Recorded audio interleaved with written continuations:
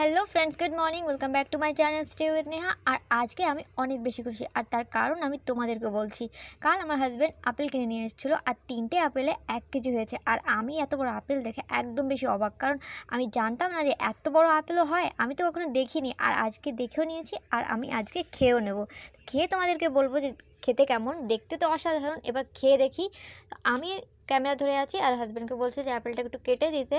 তো ও কাটছে, আর আমি তোমাদেরকে বলছি আমার কীরকম ধরনের আপেল খেতে পছন্দ।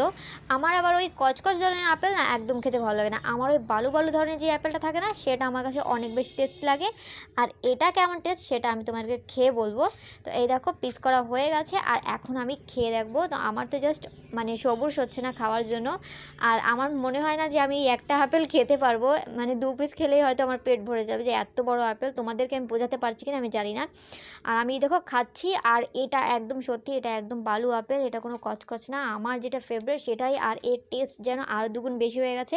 অনেক জিনিস আছে যে দেখতে অনেক সুন্দর, কিন্তু খেতে কিন্তু ভালো না, কিন্তু এটা দেখতেও যেমন আর খেতেও তেমন। আমি খাচ্ছি আর বলছি জাস্ট ওয়াও, জাস্ট ওয়াও, মানে এত বেশি টেস্টি।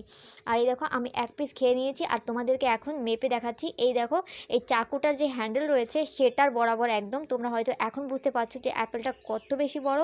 তো চলো আমি আরেক পিস খেয়ে নিই। তো আমার 1 পিস খেয়ে তো অনেকটাই পেট ভরে গেছে, এখন আমি আরেক পিস খাচ্ছি। আর এই অ্যাপেলটা আমি পুরো এখন খাবো না, মানে খেতে আমি পারবো না। ব্যাসে তো আমি এমনিও ছোটো, আরও তার উপরে এত বড় আপেল যদি আমি খেয়ে নিই, আমার তো পেট পুরো ফুল। আমি আবার ভাতও খাবো একটু পরে। তো আমি তোমাদেরকে দেখাচ্ছি, এ দেখো আমি পুরো খেয়ে নিচ্ছি, মানে খাচ্ছি আর মুখে গলে যাচ্ছে। তো ভিডিওটি ভালো লাগলে একটা লাইক করে